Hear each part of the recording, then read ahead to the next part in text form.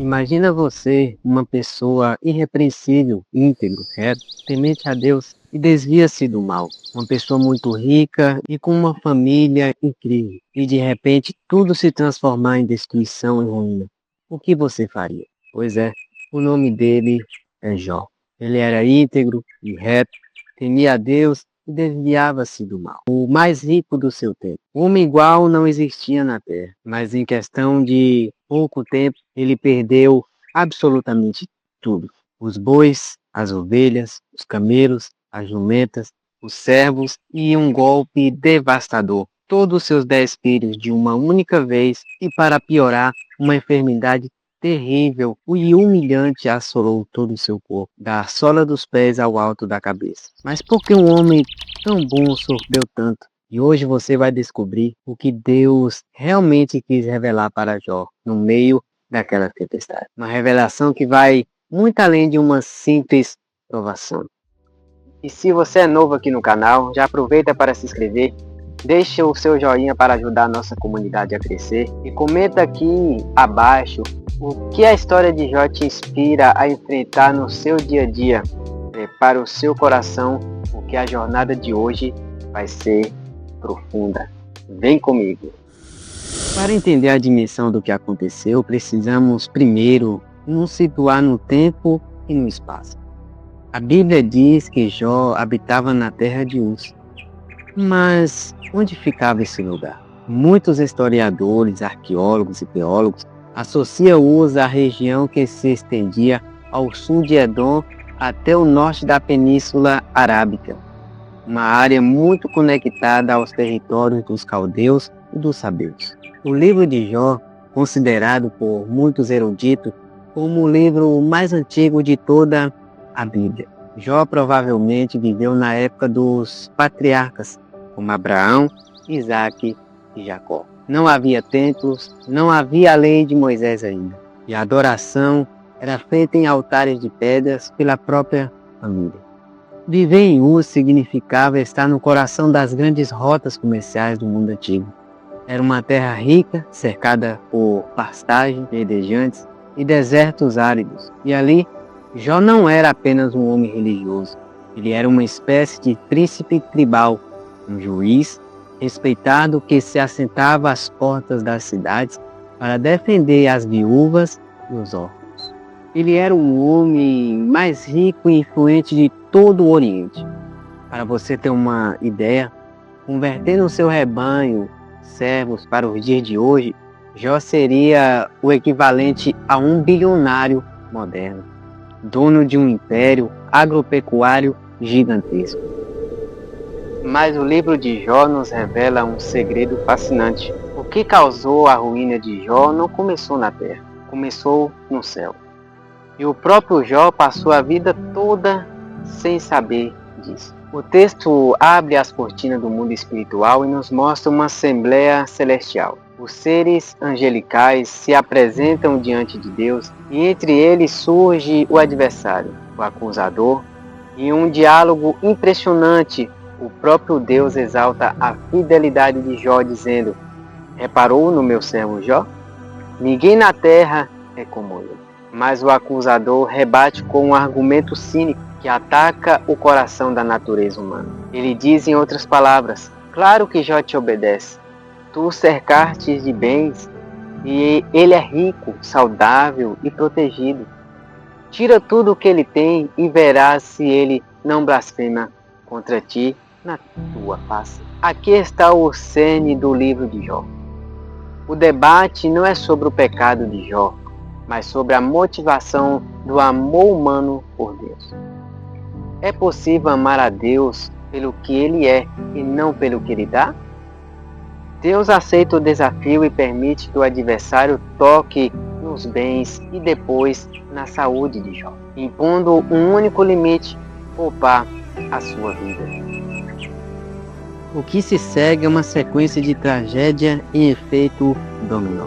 Em um único dia, 4 mensageiros diferentes chegaram correndo com notícias devastadoras. Os bois e as jumentas foram roubados. O fogo caiu do céu e queimou as ovelhas. Os caldeus levaram os camelos E por fim, um vento desértico desabou a casa onde todos os seus filhos festejavam. Todos morreram.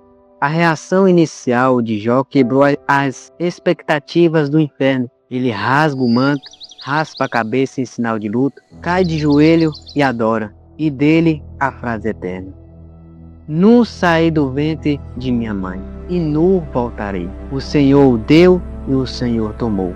Bendito seja o nome do Senhor. Mas a provação não parou por aí. O adversário ataca seu corpo com tumores malignos e dolorosos, da cabeça aos pés. Sua própria esposa, devastada pela dor, diz: amaldiçoa a Deus e morre. Mas Jó responde: aceitaremos o bem de Deus e não aceitaremos o mal? Jó se retira da cidade, senta-se em um monte de cinza e usa um pedaço de telha quebrada para raspar as suas feridas. É nesse cenário de miséria extrema que chegam os três amigos de Jó, Elifaz, Bildade e Zofar. Ao ver o estado de Jó, eles choram e passam 7 dias e 7 noites em silêncio absoluto, respeitando a dor do amigo. O problema começa quando eles abrem a boca. A partir do capítulo 3, o livro de Jó se transforma em um debate teológico e filosófico intenso. Os três amigos defendiam a chamada teologia da retribuição, que funcionava como uma matemática rígida. Se você fez o bem, Deus te abençoa. Se você está sofrendo terrivelmente, é porque cometeu algum pecado oculto e terrível. Ele faz, no capítulo 4 e 5, argumenta baseado em experiências e visões místicas. Quem já morreu sendo inocente? Bildade, no capítulo 8, apela para a tradição dos antigos. Deus não rejeita o homem íntegro. Zofar, capítulo 11, é o mais duro e dogmático. Deus está te punindo menos do que você merece. Mas Jó resiste. Ele defende sua integridade e diz: eu não sou perfeito, mas não fiz nada que justifique essa destruição. Jó começa a entrar em crise. Ele se sente injustiçado, não por Deus ser mau, mas porque as regras que ele achava que entendia sobre o mundo havia quebrado. Ele clama por um árbitro, alguém que possa mediar um julgamento entre ele e o Criador. Quando os três amigos se calam por não conseguir convencer Jó, surge um quarto homem que estava assistindo a tudo em silêncio.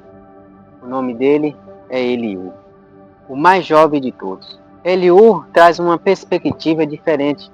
Ele diz que o sofrimento nem sempre é um castigo por um pecado passado, mas pode ser uma forma de Deus educar, corrigir, preservar a alma do homem do orgulho. Eliú prepara o caminho para a chegada do próprio Deus, apontando para a majestade do Criador na tempestade e nos céus.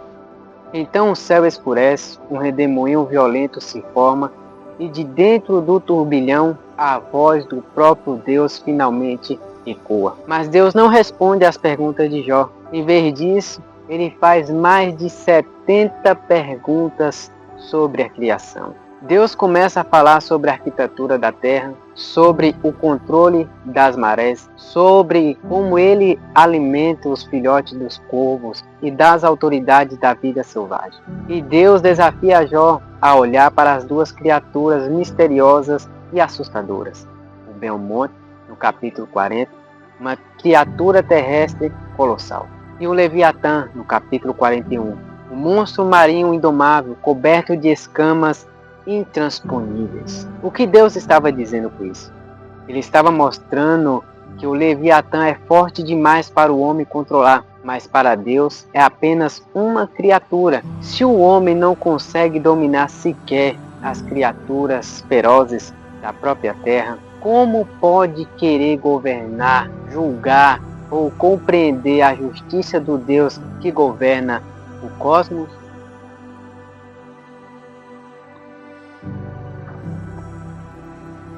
Ali, no meio do redemoinho, Jó entende a maior lição de sua vida. Deus revelou duas verdades avassaladoras. Primeiro, a nossa perspectiva humana é extremamente limitada. Nós enxergamos apenas uma fração minúscula da realidade. O universo opera sob uma sabedoria infinita, complexa. O fato de nós não entendermos o motivo de uma dor ou de uma perda não significa que Deus perdeu o controle, que Ele falhou ou que Ele nos abandonou. Segundo, Deus não nos deve explicações. Ele nos oferece a sua presença. Jó passou a vida inteira pedindo uma resposta, um porquê. Mas quando ele se deparou com a grandiosidade e a beleza e a soberania de Deus, ele percebeu que a resposta não era um argumento filosófico. A resposta era o próprio Deus. A fé de Jó foi purificada. Ele descobriu que Deus era suficiente, mesmo que ele ficasse para sempre naquele monte de cima. É por isso que ele declara no capítulo 42: Antes eu te conhecia só de ouvir falar, mas agora os meus olhos te veem. Por isso me abomino e me arrependo no pó e na cinza.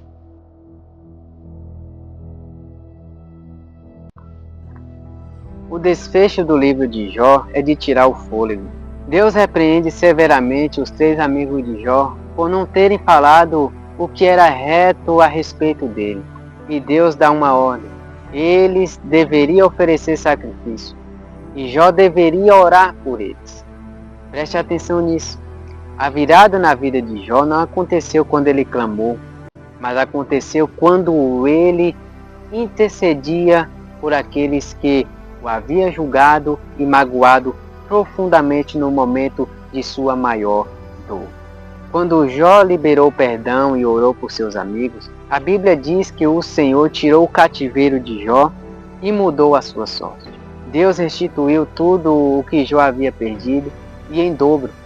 Ele recebeu novos rebanhos, teve outros 10 filhos e filhas que eram as mais belas daquela terra. E viveu mais 140 anos, vendo seus filhos, netos e bisnetos. Ele morreu velho, farto de dias e em perfeita paz.